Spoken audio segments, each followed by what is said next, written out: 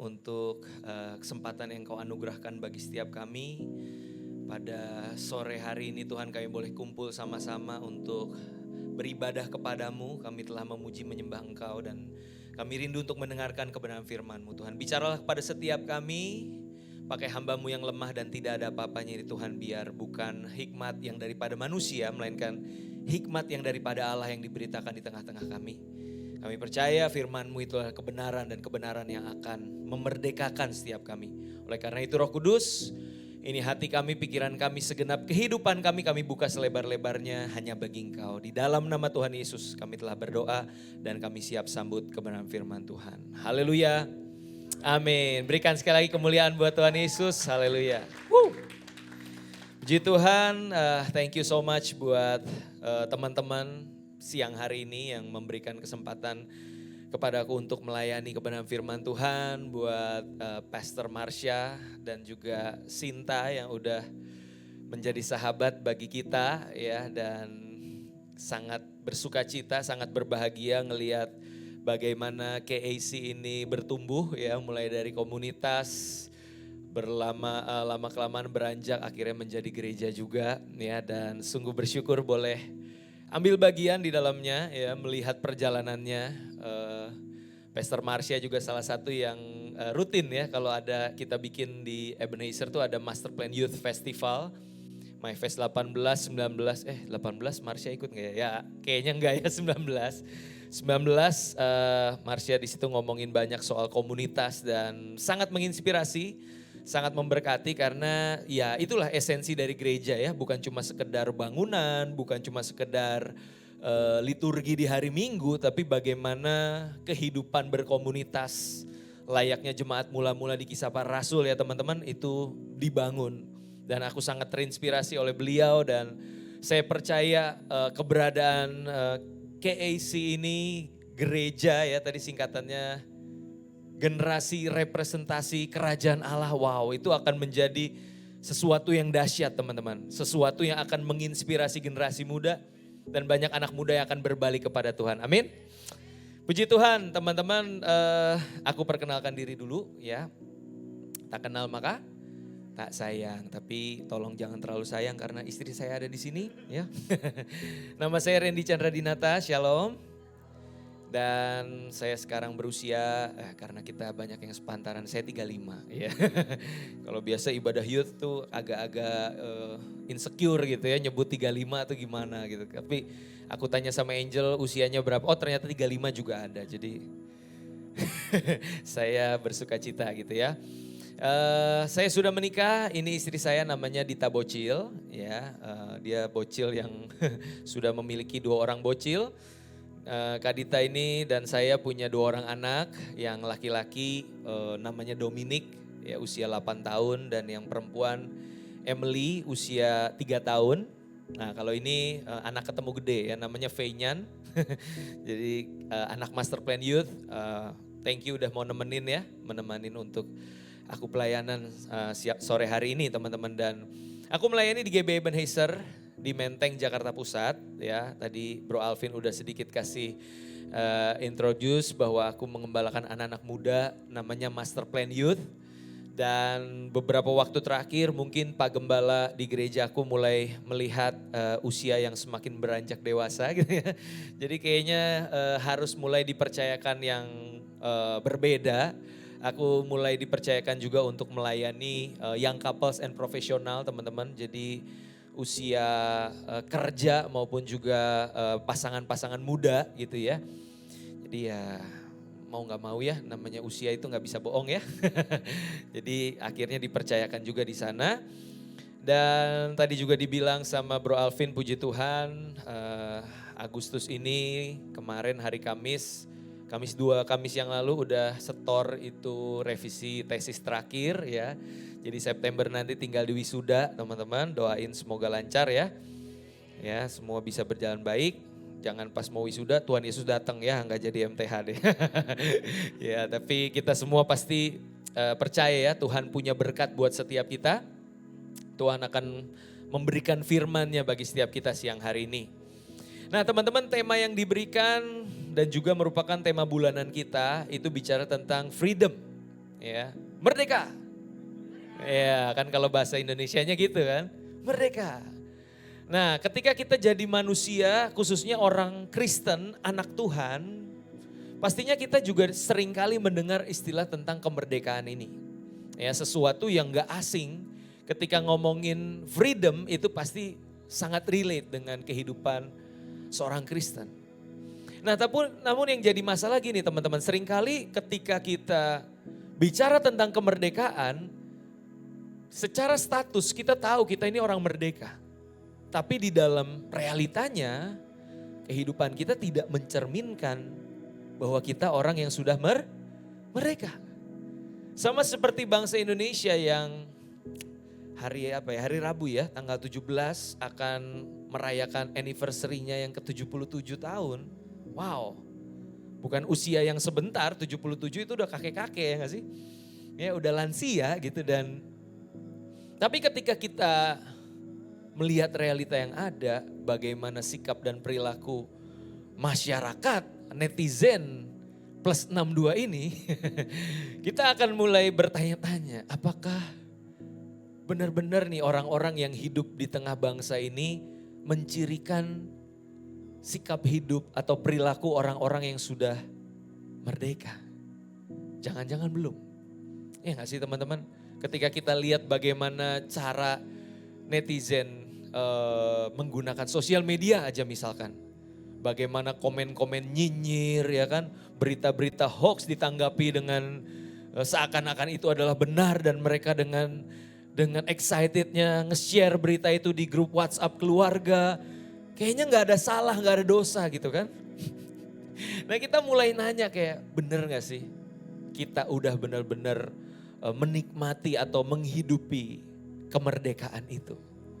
Nah tentunya pertanyaan yang sama juga bisa kita perhadapkan kepada diri kita masing-masing sebagai anak Tuhan teman-teman.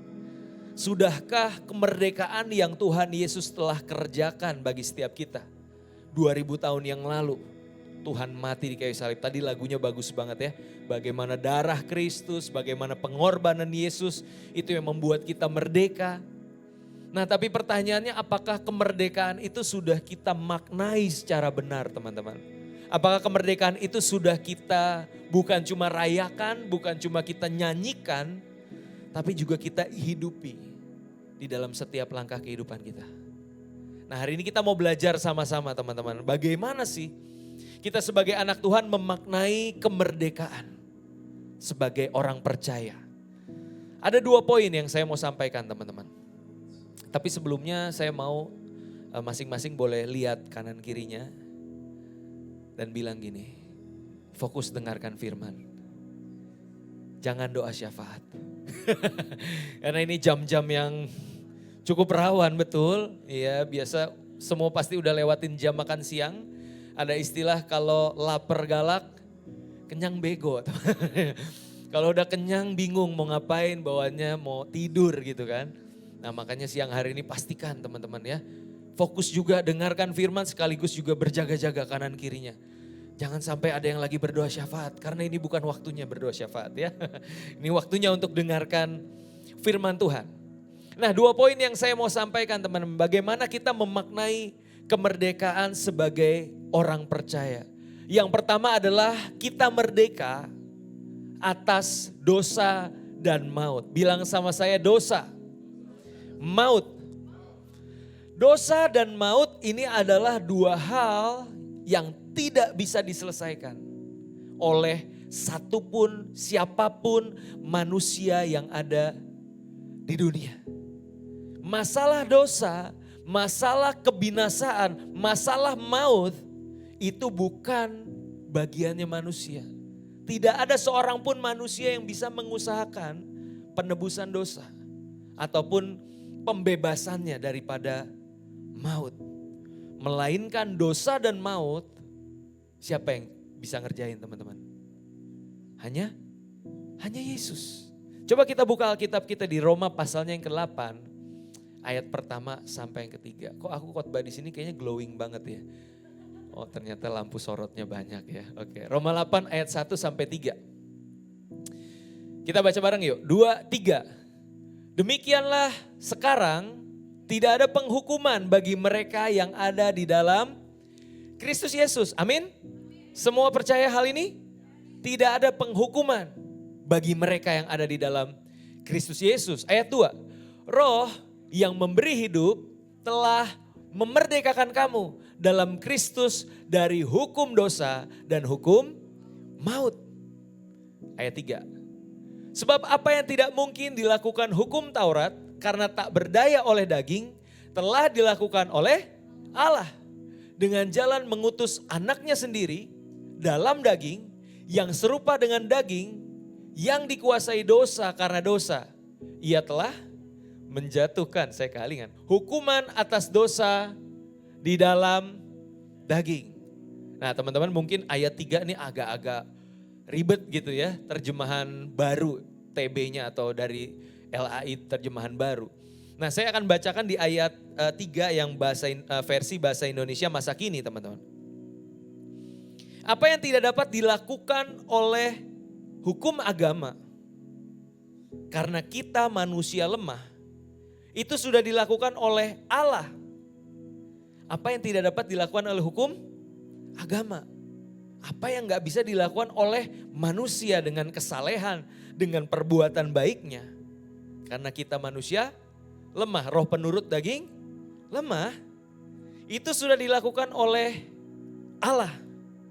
Allah mengalahkan kuasa dosa dalam tabiat manusia dengan mengirimkan anaknya sendiri. Allah mengalahkan kuasa dosa dalam diri kita dengan cara apa? Mengirimkan anaknya sendiri. Anaknya sendiri yang datang dalam keadaan sama dengan manusia yang berdosa. Dia yang adalah Allah mengosongkan dirinya, mengambil rupa seorang manusia, bahkan manusia yang menghamba teman-teman. Dia menghamba taat sampai mati tergantung di kayu salib. Dalam keadaan yang sama dengan manusia yang berdosa untuk menghapuskan dosa. Amin teman-teman. Nah dari kebenaran ini kita bisa menyadari bahwa kemerdekaan kita atas dosa dan maut itu bukan karena kekuatan kita sendiri. Gak ada seorang pun manusia yang bisa dibenarkan, dikuduskan, diselamatkan kalau bukan karena pengorbanan Yesus Kristus. Masalah dosa dan maut hanya Tuhan yang bisa menyelesaikan. Nah teman-teman, seberapa besar suatu masalah itu biasanya bisa dilihat, bisa diukur dari siapa sih yang turun tangan menyelesaikan masalah tersebut. Seberapa besar suatu masalah itu bisa dinilai dari siapa yang turun tangan untuk menyelesaikan masalah tersebut. Ya enggak? Misalkan nih di depan gado-gado boplok tiba-tiba kumpul ada rombongan Pak RT. Sini ada Pak RT gak ya? Siapa gak tahu Pak RT-nya gitu ya. Datang ke tempat itu terus bilang, kita ngelihat dari jauh, wih Pak RT datang. Ada apaan nih gitu kan. Gak lama kemudian Satpol PP mulai berdatangan teman-teman. Waduh kamu space mau diapain nih datang Satpol PP gitu kan. Udah mulai datang Satpol PP. Gak lama kemudian datang Kapolda. Kapolda datang ke gado-gado boplok mau makan kayaknya gitu kan. Mau makan siang jangan-jangan. Kapolda datang, Kapolri datang. Waduh makin gawat nih. Udah mulai bingung kan, udah mulai tegang. Gak lama Presiden Jokowi datang teman-teman. Wah ini gak main-main nih urusannya presiden datang. Ternyata mau makan sama Pastor Marsha bener. Enggak lah ya, maksudnya gini teman-teman, makin satu kasus itu didatangi atau ditangani oleh orang-orang yang besar, itu menandakan kasusnya semakin besar. Kayak yang belum lama ini terjadi kan, tentang Brigadir J itu kan. Semua udah turun tangan teman-teman. Enggak cuma kepolisian, Komnas HAM udah bersuara, presiden pun udah bilang harus dibuka setransparan mungkin. Artinya apa, ini udah jadi kasus nasional nih. Gak main-main nih masalah ini. Ada yang ngikutin gak sih? Ceritanya seru ya. Sampai Rembo katanya mau turun tangan, Rembo dari Amerika ya katanya. Ini adekku nih, ya, aduh jokes bapak-bapak tuh padahal ya.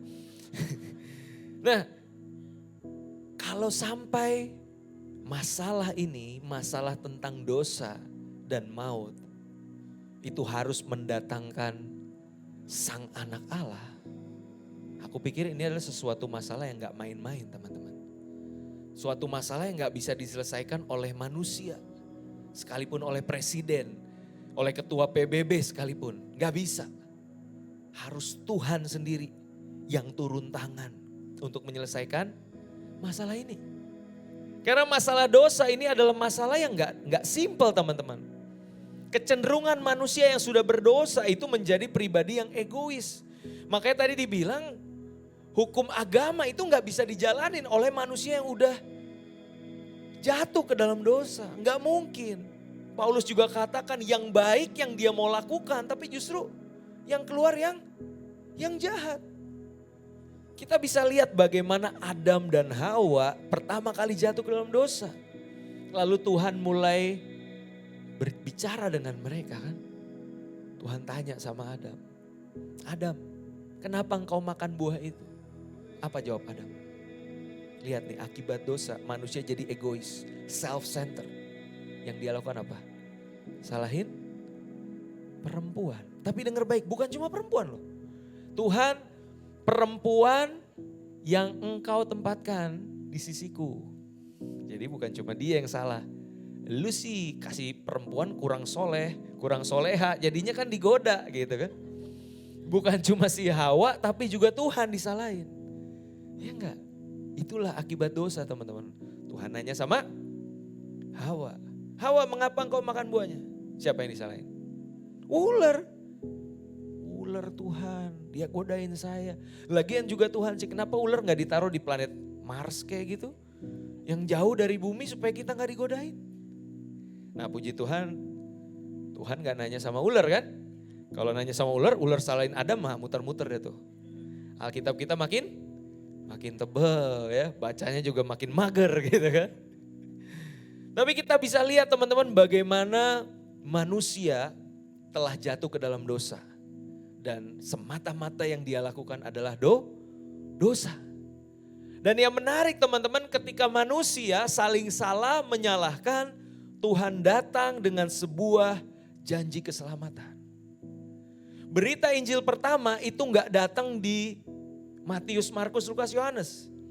Berita Injil pertama itu datang di kitab Kejadian teman-teman. Coba buka di Kejadian 3 ayat 15. Kejadian pasal 3 ayat 15. Biasa ini disebut sebagai proto-evangelion atau Injil mula-mula. Ketika manusia lagi saling salah menyalahkan, Tuhan datang dengan sebuah janji keselamatan ini. Kita baca bersama yuk, 2, 3. Aku akan mengadakan permusuhan antara engkau, antara ular dan perempuan ini.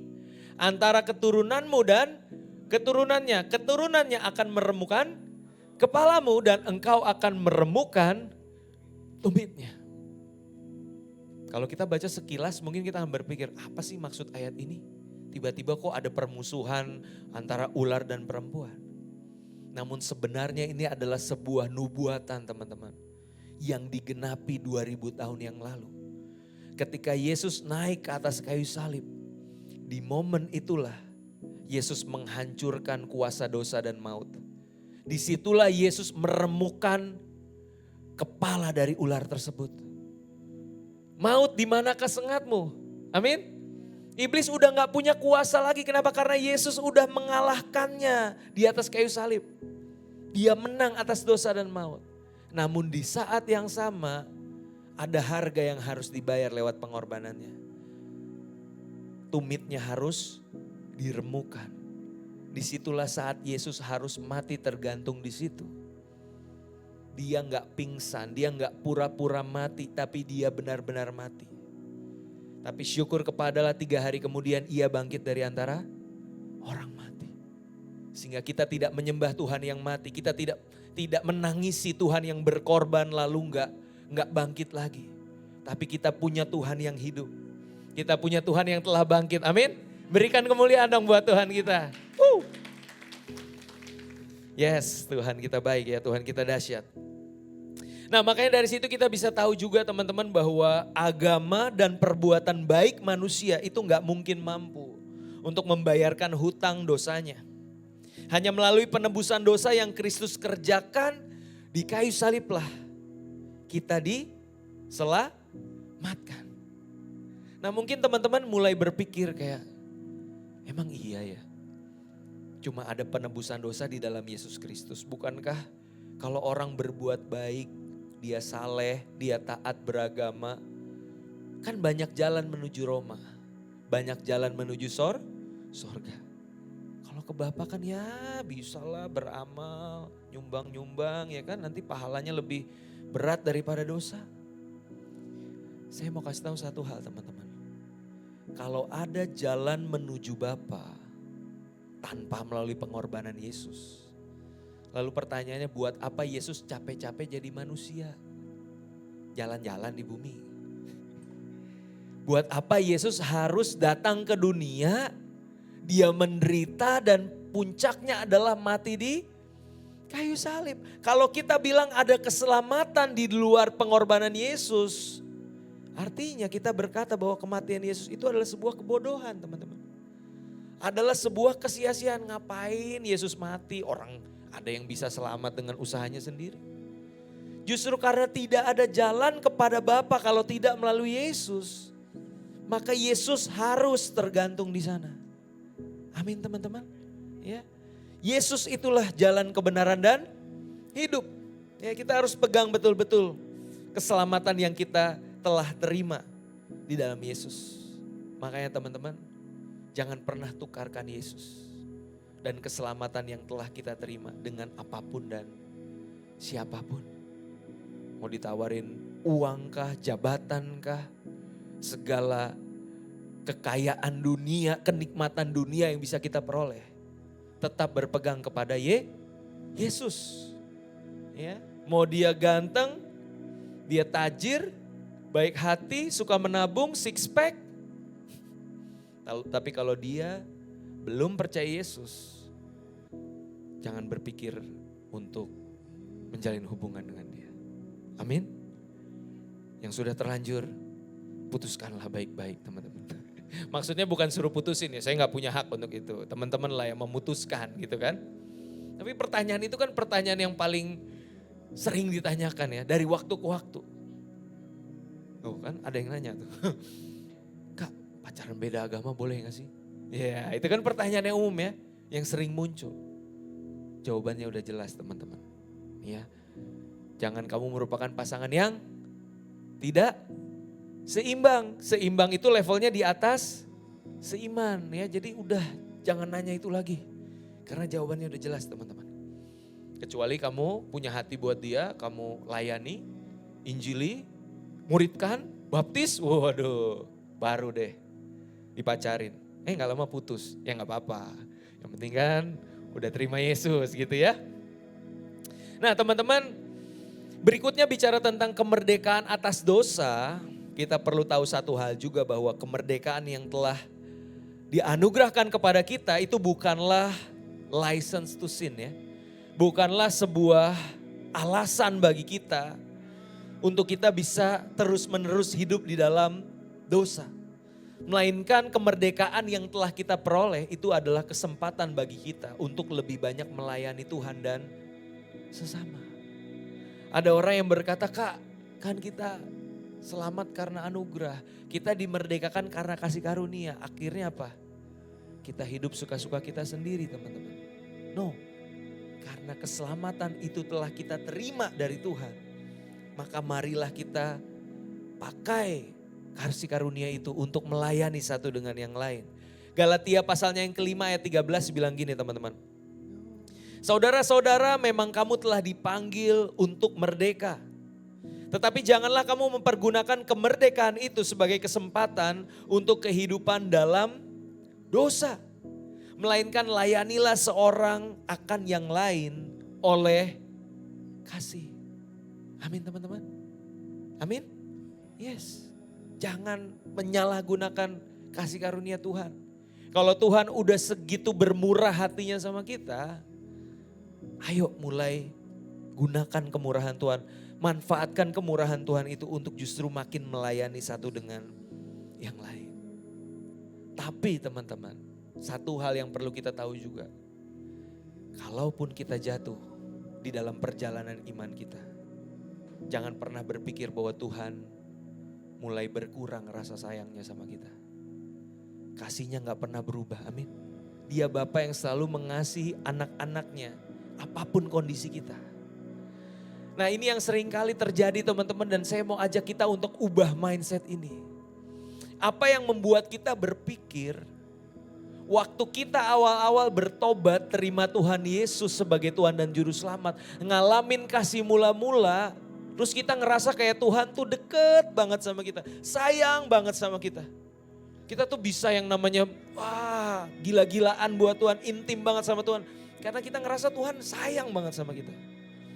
Lalu apa yang membuat kita berpikir, waktu kita udah mulai intim sama Tuhan, kita udah masuk ke dalam, kita beribadah, kita mulai melayani, melakukan ini dan itu untuk Tuhan. Lalu di dalam perjalanannya kita gak sengaja jatuh lagi teman-teman.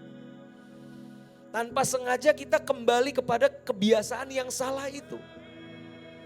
Lalu kita mulai berpikir, aduh kayaknya Tuhan kecewa nih sama gue. Kita mulai mengimajinasikan Tuhan tuh seperti seorang bapak yang ngeliatin dengan mata sini selalu bilang, Faye, jatuh lagi lo ya. Kan gue udah tebus lo Faye, ya udah deh.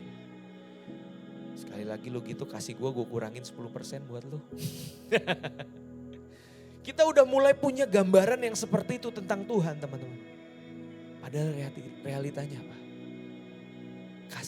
Kasihnya Tuhan, waktu awal kita bertobat, sama waktu kita jatuh di dalam pelayanan, itu gak berubah.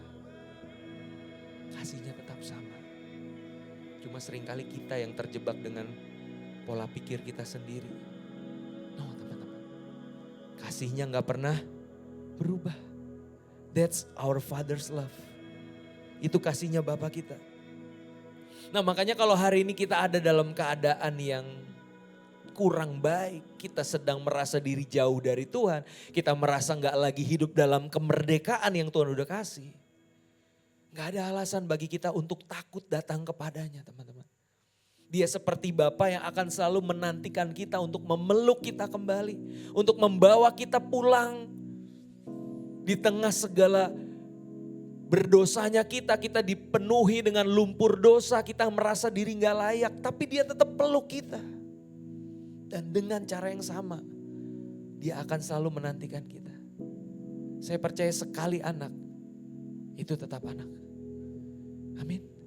Saya punya anak namanya Dominic. Dari kecil saya tanemin nilai buat dia. Saya tanemin identitasnya. Saya akan bilang sama dia, Domi, Papa sayang, Papa bangga sama kamu. Sebelum kamu bisa bikin bangga Papa udah bangga sama kamu. Kalau suatu hari Domi bikin salah, Domi bikin kecewa Papa, jangan takut. Balik sama Papa. Karena Papa bakal terus sayang sama Domi. Karena simpel, kenapa? Karena Domi anak Papa. Amin. Nah ini parenting 101 juga ya. Bagus nih buat yang udah berkeluarga, punya anak. Ayo mulai tanemin nilai-nilai kerajaan sorga buat anak-anak kita. Amin. Yang sudah punya anak ada? Oh gak ada ya. Berarti one day akan punya anak pastinya ya. Nah itu yang pertama teman-teman. Ya, merdeka atas dosa dan maut. Yang kedua, kemerdekaan apa lagi yang telah kita terima sebagai orang percaya? Bagaimana kita memaknainya? Yang kedua adalah kemerdekaan atas belenggu agamawi. Selain dosa dan maut, yang Tuhan kerjakan untuk memerdekakan kita adalah membebaskan kita dari yang namanya belenggu agamawi teman-teman.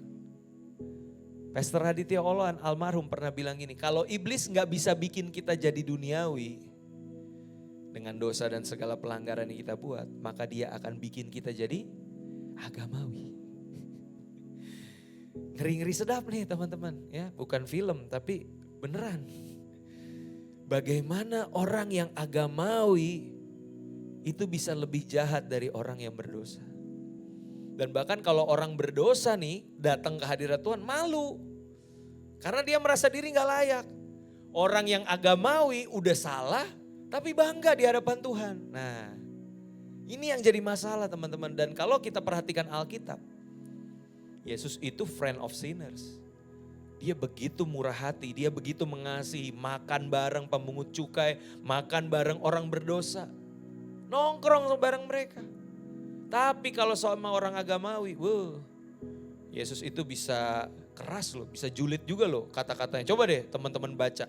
Dasar kamu tulang belulang, kuburan di labur putih. Waduh.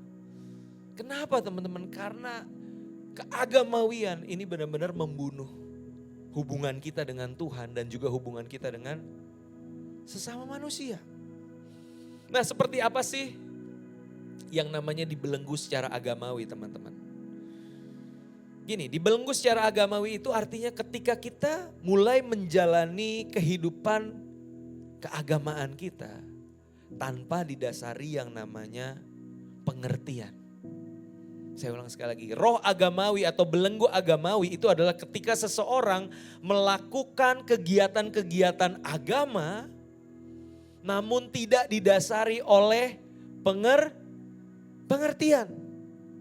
Jadi yang mereka lakukan itu cuma sekedar rutinitas yang membosankan, yang membebani dan akhirnya membuat mereka merasa terpaksa untuk melakukannya. Nah, berapa banyak dari kita yang terlahir dari keluarga Kristen sampai satu titik kita mengalami perjumpaan dengan kebenaran yang memerdekakan. Kita kayak Kristen tapi gak menikmati kehidupan rohani kita, kehidupan agama kita.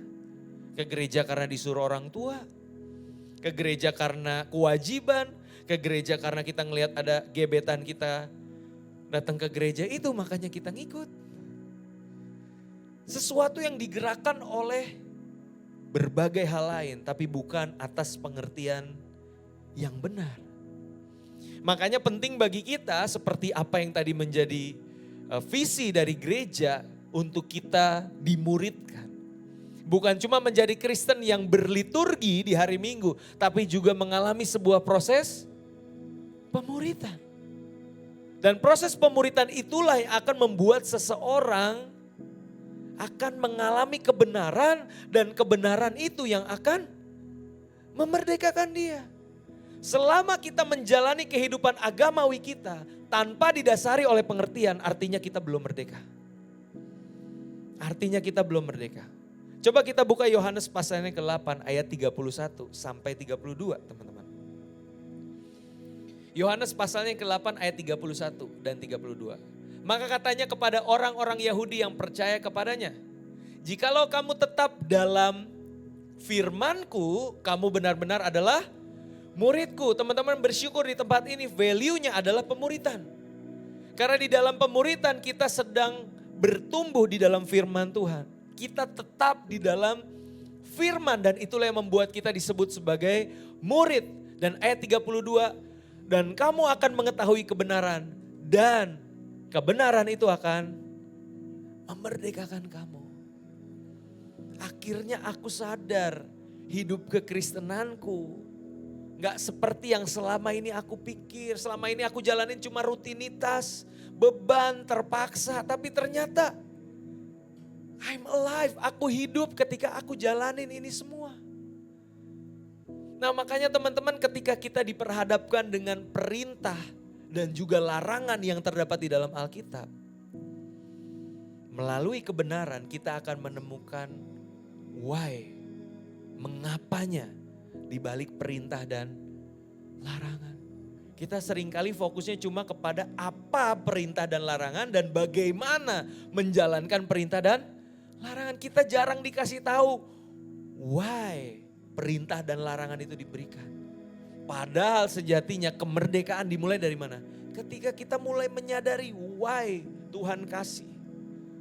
Kenapa Tuhan kasih perintah dan larangan ini. Dan tanpa pemuritan, tanpa kita belajar menggali kebenaran kitab suci, maka kita gak akan ketemu why-nya di balik perintah dan larangan.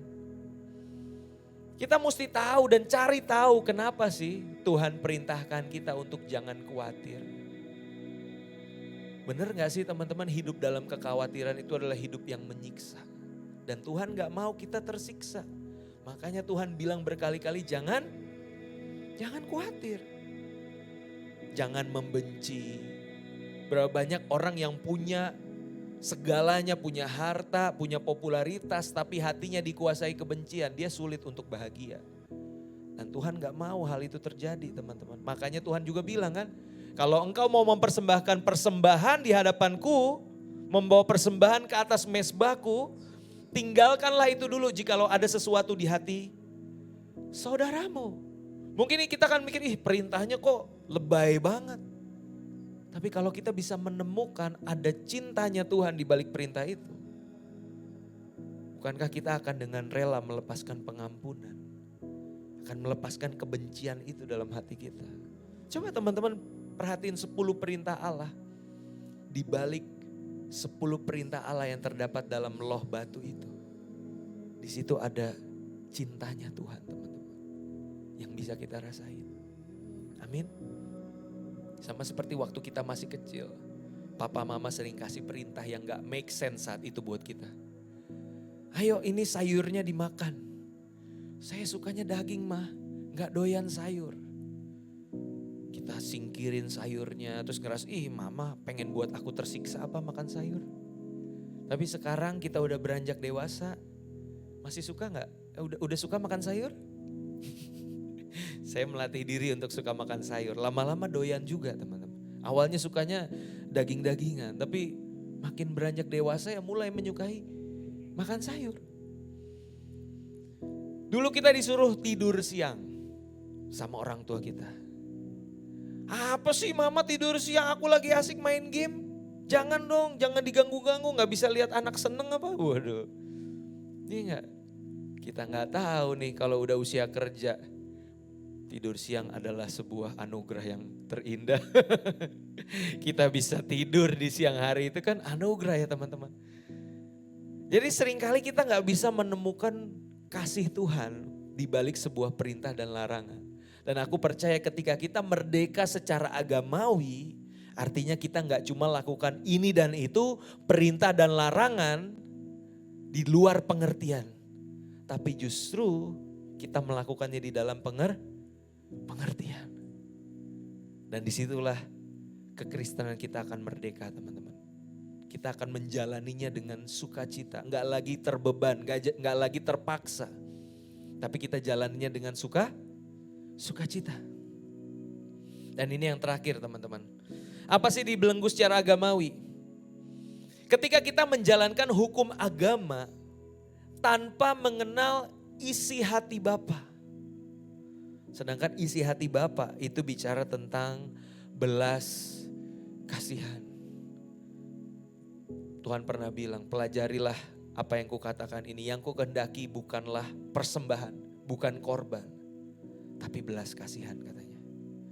Berapa banyak dari kita yang sibuk di dalam pelayanan, sibuk di dalam urusan-urusan agama, tapi kehilangan esensi dari kekristenan itu sendiri, yaitu hati yang penuh dengan belas kasihan.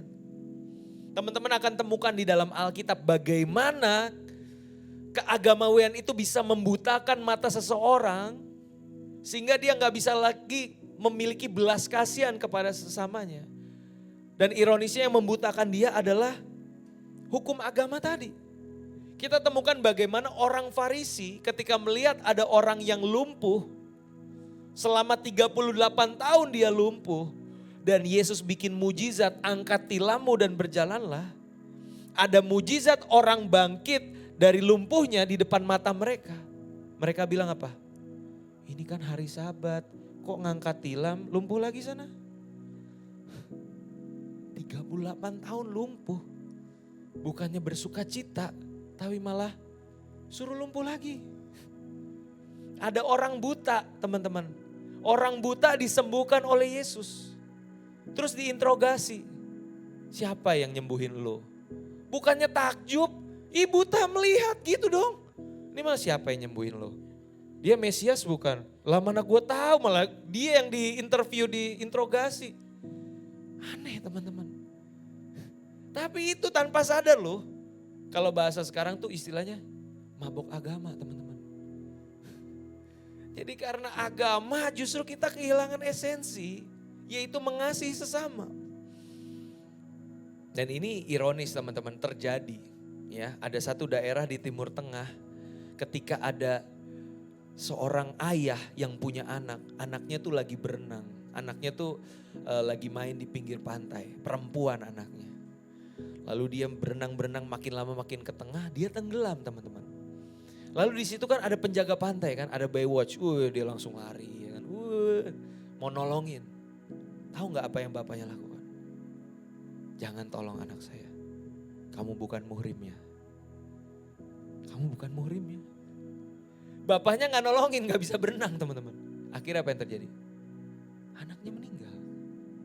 Ini kisah nyata loh ya, bukan ilustrasi. Ini benar terjadi. Dan teman-teman bisa bayangkan, bahkan even orang ateis sekalipun punya pikiran dan belas kasihan ngelihat orang yang tenggelam. Ini orang agamawi bisa begitu. Nah aku berharap kita nggak sampai selevel itu sih, itu ekstrim banget memang. Tapi bagaimana dalam hidup kita sehari-hari, seringkali karena agama kita justru apa? Memandang rendah orang-orang yang mungkin dikatakan berdosa. Orang yang masih punya kelemahan, belum selevel dengan kita. Lalu kita mulai, ini gini nih yang bahan bakar neraka. Buset, sadis benar.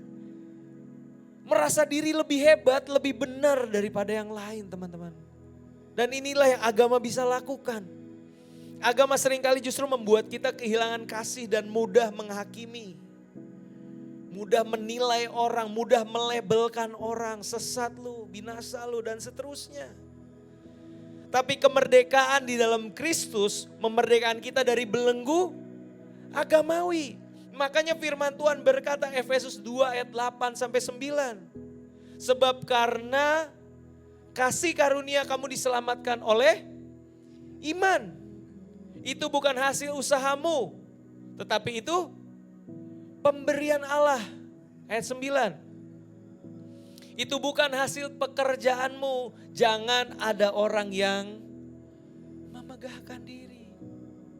Orang Kristen yang benar-benar merenungkan kasih karunia, mengalami kasih karunia, harusnya adalah orang-orang yang gak bisa sombong secara agamawi.